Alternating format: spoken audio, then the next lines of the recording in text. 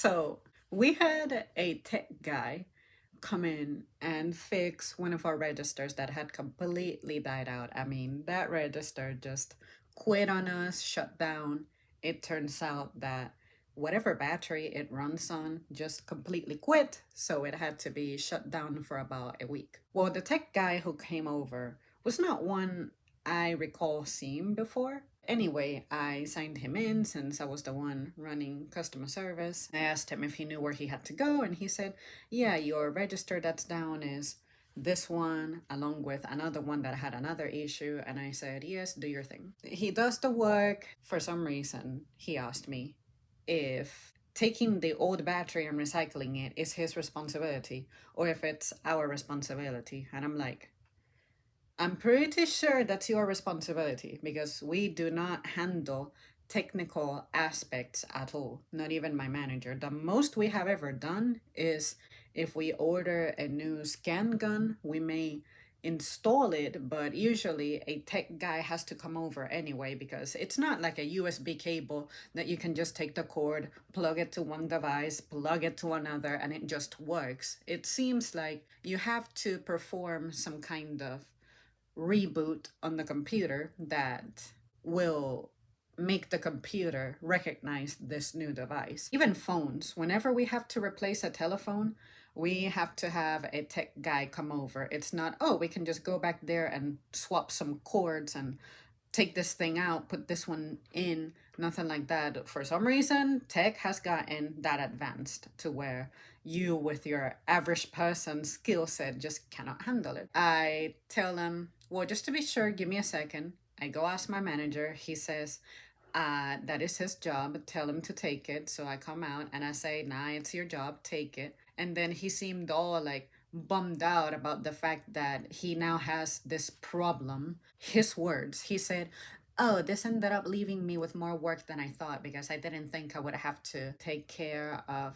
the recycling element of this part. And I'm like, is this your first job? Like, is this the first service that you perform to not be aware of any of this? Because, I mean, it's obvious that this is something that would be your responsibility. But anyway, when he was on his way out, he said, all right, y'all behave. And then I said, we always do. And then he was like, shit, just kidding. Working with the public sucks. And then he walked out, and then it hit me that I'm like, okay, this guy is one of those guys that just chronically needs to be a tech guy who does not really deal with people because dealing with people is clearly not his forte. And I'm not saying that to talk crap about tech guys and suggest that they don't know how to handle people, but I'm just saying the way he behaved, it seemed like he was talking to me to cope with whatever he had to do. He just seemed to be asking me the stupidest questions. Usually tech guys come in, sign in, they get on the computer, they pull it apart, they perform their shit, and then they say, all right, I'm leaving.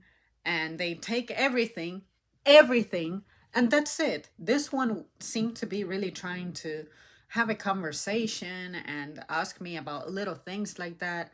And then I said, well, it's my job to respond and serve, I guess, especially on behalf of my manager when my manager is doing something else. When I went back to my manager to ask him if we needed anything else from that tech guy, he said, nah, we're good. That was all that we needed. And then I just stared at him and I smiled at him. And he said, what are you smiling about? And I'm like, I love telling people no. And you just gave me the answer that I hoped for. And then he knows that when I say that is because I'm getting ready to maybe roast a clown or something like that. There was no roasting to do here except be like, okay, thank you. Have a good one. Have a good one. Have a good one. Why are you still here?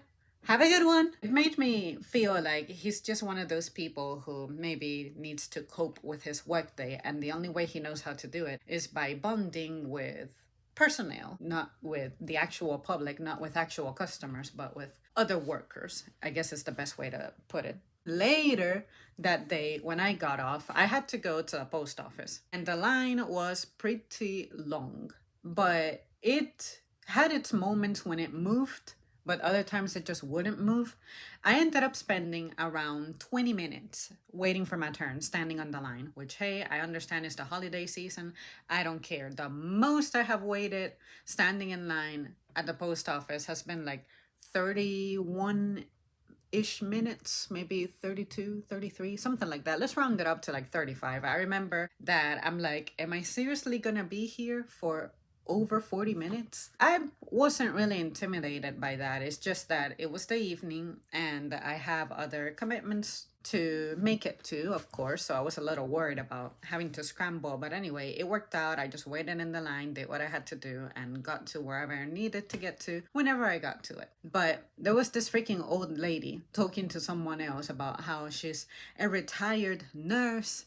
And at some point, she just kept going on and on and on. And at some point, she added that everyone wants a job, but nobody wants to work. And when I hear shit like that from retired people, sometimes I feel annoyed because I feel like retired life gives you this disconnect that just because you served your time on your career, then all of a sudden when you go anywhere else, you cannot be inconvenienced. You have to experience the privilege of being addressed immediately, everything being in stock. Like, you don't understand how supply chains and personnel and the fact that we lost however many people we lost during the global event of the 2020s, that's not somehow going to have a ripple effect on everything. And I just wanted to look up at her and blurt out, perhaps you could consider applying if it bothers you so much that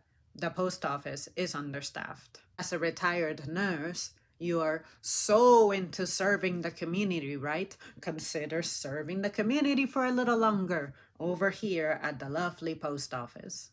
Another guy that was standing in the line in front of her said that he almost has a PhD, but even with 500 applications submitted, no one calls him back. And then he proceeded to also explain how the algorithms are the ones that evaluate your applications, and if you're not using keywords, I guess no one ever favors it or looks at it, which is true. I have heard about that before. But our type of company is the type of company where there's still a human being reviewing it. I see my manager sitting in front of his computer. He's looking at this page of applicants, and I'm like, so how do you determine when you call somebody in? And he's like, well, I tend to eyeball what they're asking pay is, and if they're right off the bat looking for full time, because that's just not things that we're going to provide. And sometimes some of these people are asking for something crazy like 30 grand a year, and I was like, haha, lol, as a starting pay. Or others be up there looking for like 60K and stuff like that, and I'm like, ha, lol, good luck with that. You shouldn't just lose your faith over this because it's an algorithm ridden world now. There's still a human element to it at some point of the stage. That's why I think you must maintain yourself composed through it all. And there's also the issue of ghost postings. Like, companies will post jobs that don't exist, that don't actually need to be filled. They're not real vacancies because the algorithm, they want to look like on search engines that the company is actually more prosperous than it really is. Create a sense of everybody wants to be on board. And I guess I can say that I can relate to that a little bit, because I guess it's no different from me occasionally not being sure whether or not I want to keep a piece of clothing. So I'll take a picture of it and I'll list it, even though I know that I'm getting ready to wear it, and wash it. And after that, maybe it'll fade a little bit after washing. Maybe it'll have pilling. Maybe it will get stained, discolored, whatever. But if I create the listing, it shows the algorithm that I'm an active page, and it could favor more activity toward my page. So, like, I get it. It didn't dawn on me until I started noticing that when I started doing that, all of a sudden I was getting more activity on my page. So then I said, okay, this is something that I am going to exploit when the moment is right. Like I said, I'm still the one creating the listing, so it's still a human element associated with it. Anyway, it's this old lady's turn, and it was her turn in the most annoying of ways because Mr. Almost PhD decided that despite him being in front of her, he is going to let her go ahead, go in front. I could tell he had a degree of regret about that because she was taking way longer than expected to purchase a little ass stamp. If this doesn't prove to you that when you start having gray hair, you better not dye it, and if you are female, you're privileged in this society, I don't know what will. She wanted some stamps that she had seen in another state, and she was asking the clerk if that design was available. And of course, our clerk said that no, because they were out of stock. And then this old retired nurse says that she's about to cry. And then the clerk goes like, don't do it. And she asked, well, do you have any fun ones? Because they're going to my granddaughter. And of course, the clerk was like, well, just so you know, that is subjective. What's pretty for me may not be pretty for you. And then I told myself, why do you care so much about a stamp when usually people receive an envelope and they'll just tear it right open? They don't pay attention to the stamp. I guess that's something that way back in the day, there used to be an element of fun to choosing stamps. I remember my mom choosing stamps. And at some point, she just liked to rely on the good old US flag design for the forever stamp. But don't be thinking about no holiday stamps. I mean, if you're gonna slip some cash in there, that's all that matters, really. She looked at, I guess, the little poster where they have all of the designs for the season, and then she pointed at one. The clerk said that they had it, but it's not sold by the single, it's sold by the book. And then the lady did not want to buy the book, she wanted to buy the single. And then she was trying to argue about why, if the stamp is on the book, why can it not be peeled and turn the book into, you sold this book as single stamps. And then of course, anyone who has ever had a real job before will tell you that the way that works is that you have to place orders for those supplies. It's not like you can just take an item and switch the inventory on it. You still have to perform some processing. Or worse yet, it's not like the post office is actually the factory of stamps. So the clerk, in his own words, explained that, well, this will be available as a single only after our manager places the order in for us to get the ones that we're meant to sell as singles. This is sold by the book, because the moment you sell the ones from the book as singles, that's the moment that it's going to throw your inventory off. I know it because I work fucking retail. I would know about those things. The guy says, you have to buy the book, they're not singles. It was just painful to witness this lady just complicate her life over a little tiny object that's like this big, this wide, and it's gonna go on the top right corner of some correspondence. Like, seriously, I don't think the first thing your granddaughter's gonna say when she sees these letters be like, oh, hi, Granny, I got your letter, and oh my God, the stamp that you picked. Woo, woman. Just perform the business. Stop holding the rest of us up. Go there with a plan. And if you have a plan and it's not coming together, just roll with it. Roll. The clerk, of course, explained. And of course, she asked, when are you getting more in? And the clerk said, it's whenever they arrive. We place the order and whenever they get here. And they go quick. What are you going to ask for next? Well, next time you get them in, can you do a reservation of stamps? I was feeling it for that clerk. This is the same clerk who had that one lady who I have seen at my store who gives us hell, and then people from other stores have told us that she gives them hell as well. and she was giving my clerk a hard time that day, talking about, if I keep getting these people's mail after I have been here 4 months ago, or else, said the clerk, you better get me the manager. So anyway, the guy, Mr. Almost PhD, when it was his turn, I happened to get the other clerk, not the clerk who dealt with the old lady, but now the clerk who dealt with the old lady now has Mr. Almost PhD. And then I was right next to him, and Mr. PhD was talking about how he was mailing in something that he was wondering if he could create a tracking number for, because I guess it's one of those letters or packages that you can't track. I've never heard of letters having a tracking number, but he revealed that what he was mailing was his mail in ballot. And because of the news and everything that he was seeing online, he just wanted to be reassured that his vote was going to be counted and all that. And then I sincerely was not really listening actively because I have my own transaction going on.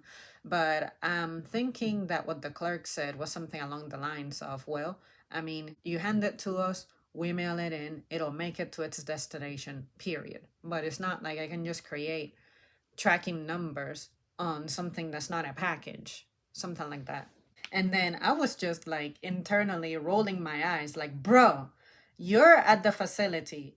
You are handing it to that clerk. That clerk is not gonna look at this and be like, oh, this has the potential of being a mail in ballot. Or I recognize this package. I don't know what mail in ballots look like package wise, if they grant you the packaging or if you have to choose your own packaging. But he's not gonna be like, let's see, based on this kid's demographics, he gave me the vibe that he was a writer, that he was a lefter, and therefore I'm gonna try to screw his shit up. You are inside a federal building that has considerable security. Look at the gates, look at the fencing. What do you think is going to happen? The only way this thing is not going to make it is if that truck that reads US mail and you see it on the highway somehow gets ambushed. When was the last time you heard of that happening? The way that people are easily, I guess, influenced into anxiety or fearing the worst, I don't get it. I don't get it. Have more faith in our systems. Have less faith in media and news and negative cycles. It's just those little things. Those are the little things that are not important that I hate people just fixate on. Just, you went there to mail a fucking letter. Buy the supply that you need to mail the letter and get out.